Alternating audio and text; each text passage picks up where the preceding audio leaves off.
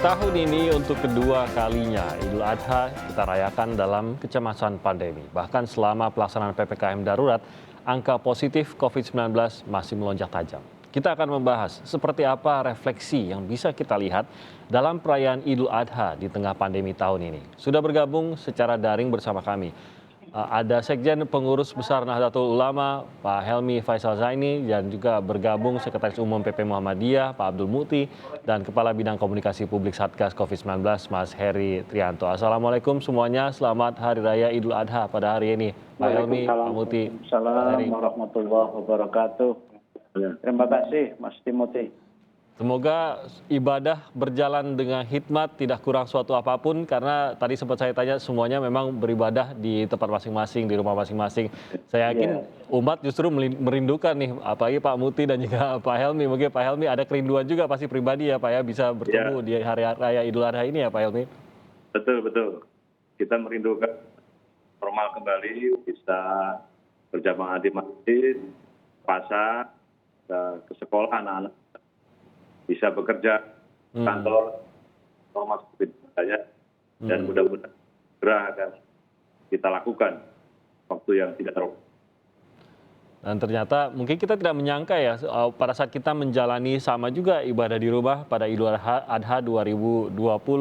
Nah, tiba-tiba setahun kemudian ternyata masih dalam kondisi yang sama, Pak Muti. Pak Muti mungkin juga menangkap bagaimana masyarakat sebenarnya pasti, saya yakin, walaupun menerima pada saat ini, tapi dalam hati menginginkan yang berbeda, Pak Muti. Bagaimana kita bisa memaknai kondisi kita pada saat ini? Ya, ini adalah bagian dari pengorbanan sesungguhnya. Jadi bagaimana kita ini memang harus melihat realitas dan menempatkan keselamatan dan juga rasa aman itu di atas upaya kita untuk merayakan Idul Adha secara terbuka. Bagi saya ini yang kedua. Tahun lalu juga saya menunaikan Idul Adha bersama keluarga di rumah. Dan juga penyembelihan binatang kurban juga di rumah pemotongan hewan. Memang syiarnya mungkin agak sedikit berkurang ya. Tetapi dari sisi syariatnya saya kira nilainya sama saja. Artinya kita melaksanakan Idul Adha di rumah itu bukan berarti melanggar syariat. Tetapi memang ada syariat yang memberikan kepada kita satu tuntunan dalam keadaan darurat, dalam keadaan di mana kita memang harus mengutamakan keselamatan, maka dapat menunaikan sholat Idul Adha dan juga sholat Idul Fitri di rumah bersama dengan keluarga. Kalau Pak Helmi, menurut Anda, apakah ya pasti masyarakat ada saja gitu ya, pribadi lepas pribadi pun mungkin akan ada yang merasa rasanya tuh kurang lengkap gitu. Nah, bagaimana kita bisa mengendalikan ini begitu? Karena kita nggak tahu apakah ini sebenarnya perasaan kita sebagai pribadi saja kah, atau benar bahwa ibadahnya terasa kurang lengkap karena harus di rumah saja begitu, atau seperti apa kita harus memandangnya juga, Pak Helmi? Ya, pertama yang harus kita lihat bahwa keseluruhan manusia itu adalah yang sama. Dan ini juga menjadi bagian dalam apa yang disebut sebagai maqasidus syariah, tujuan beragama. Salah satu pilar itu adalah hifdzun nafs ataupun menjaga keselamatan jiwa. Nah, ada banyak saya sendiri juga tidak kurang-kurang dibully ketika mengajar yang bizarre untuk menyelenggarakan Idul Adha di rumah masing-masing. Para ulama, jumhur ulama, kebanyakan para ulama kita telah membuat garis-garis dalam situasi yang darurat itu dimungkinkan rukhsah atau keringanan. Kita semua tahu bahwa ini terutama di zona dengan virus COVID-19 varian baru ini tingkat penularan 7 kali lebih daripada yang terdahulu.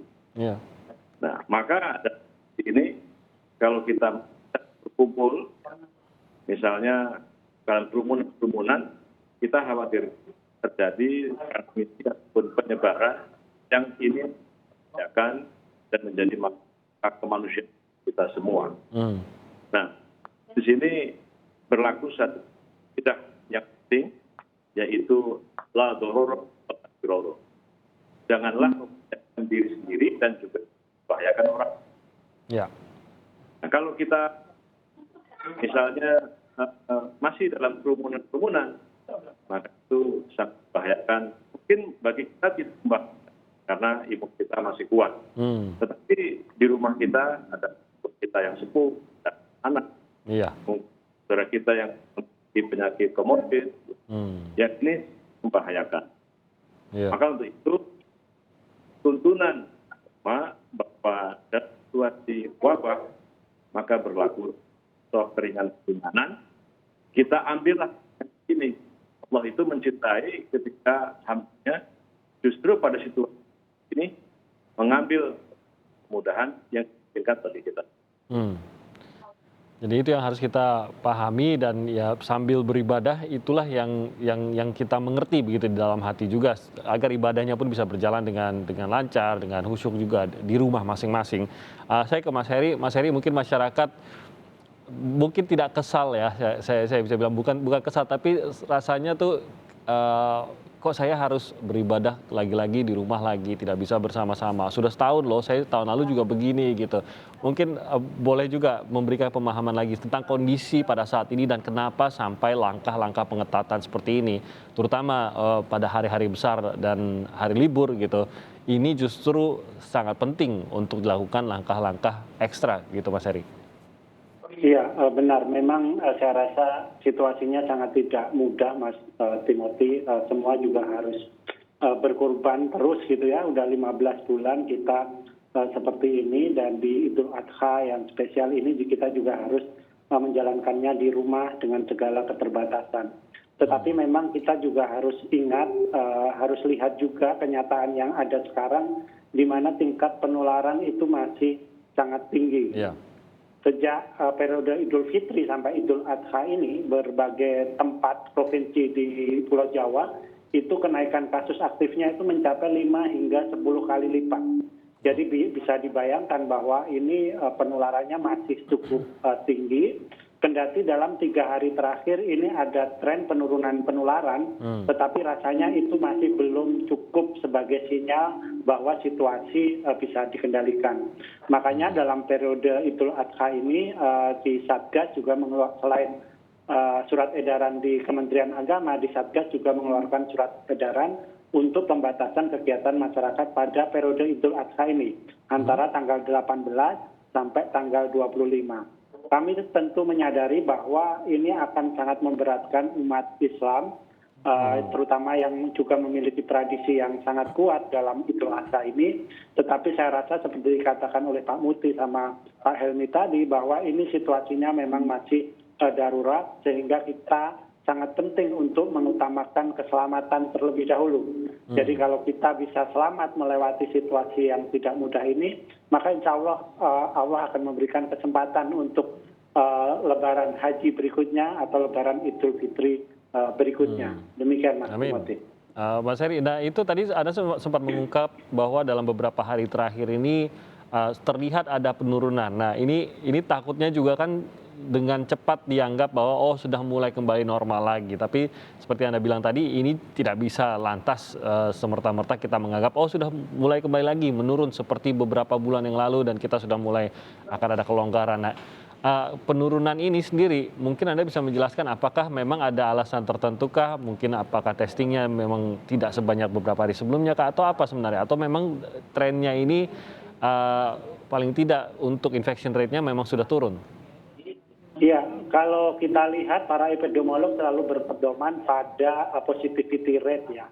Positivity rate kita sebenarnya masih cukup tinggi, sekitar 40% kalau hanya PCR saja.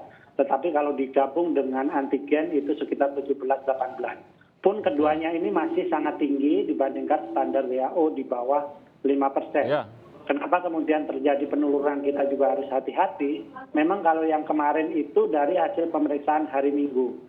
Jadi sesuai siklusnya memang pemeriksaan pas hari libur itu mengalami sedikit perlambatan ya, pengurangan jumlah yang diperiksa karena memang sebagian petugasnya juga libur.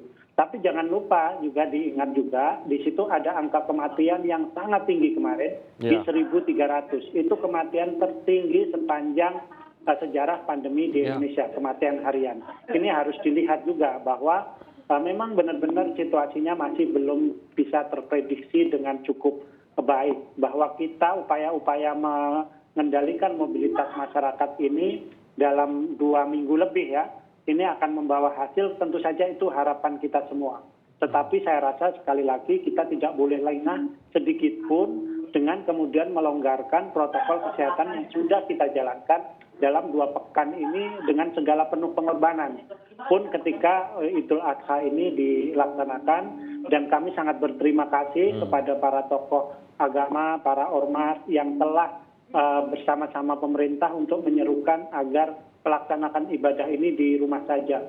Tentu tidak mudah ya. Saya sendiri hari ini jamaah dengan anak saya saja karena istri saya masih dirawat di rumah sakit karena COVID. Tentu ini bukan sesuatu yang mudah buat saya secara pribadi di keluarga, tetapi saya rasa keluarga banyak, jutaan keluarga lain mengalami hal yang sama, dan kita memang harus terus bersabar dan menunggu sampai situasi benar-benar kita kendalikan. Ya, semoga segera pulih istrinya, Mas Heri, doa kami, terutama di hari raya kurban ini. Saya kembali ke Pak Muti dan juga untuk Pak Helmi nanti untuk pertanyaan yang sama ini. Tadi juga sudah Pak Muti juga sudah menyebut, Pak Helmi juga tadi menyebut bahwa saat ini sepertinya hari raya kurban ini termasuk kita pun berkorban begitu kondisi kita. Nah, saya yakin sudah banyak sekali masyarakat yang melakukan pengorbanan dan dalam berbagai bentuk, entah itu harus mengorbankan akhirnya entah usahanya, barang-barangnya, ekonominya, bahkan sampai dalam kondisi paling menyedihkan tentu saja kehilangan anggota keluarganya dalam kondisi COVID ini. Sampai kapan saya ini harus berkorban melihat kondisi COVID yang tidak sepertinya belum ada terlihat ujungnya ini. Mungkin menyiapkan mental kita untuk masa-masa ini. Benarkah ini masa-masa kita pun memang harus berkorban demi sesuatu yang lebih baik ke depannya? Atau bagaimana kita bisa memaknai pengorbanan yang dilakukan oleh masyarakat pada saat ini? Mungkin Pak Muti terlebih dahulu. Ya, yang pertama, pandemi COVID-19 ini adalah ujian. Ini bukan azab, tetapi khutbah. Yang khutbah itu artinya adalah air yang segar untuk kita minum. Dan karena itu maka kita semuanya memang diberikan tuntunan oleh agama ketika kita diuji oleh Allah dengan berbagai musibah ini. Yang pertama tentu kita harus sabar. Dan sabar itu paling tidak memiliki 4 aspek yang ada di dalamnya. Yang pertama, sabar itu berarti kita tidak tergesa-gesa di dalam melangkah, tidak tergesa-gesa dalam mengambil satu kesimpulan atau mengambil keputusan. Nah, kemudian yang kedua, sabar itu adalah satu proses di mana kita menerima keadaan ini sebagai suatu realitas. Kita sering mungkin mengatakan bahwa ya mau bagaimana lagi, kira-kira kan begitu. Ini adalah realitas yang sudah tidak mungkin kita menafikan.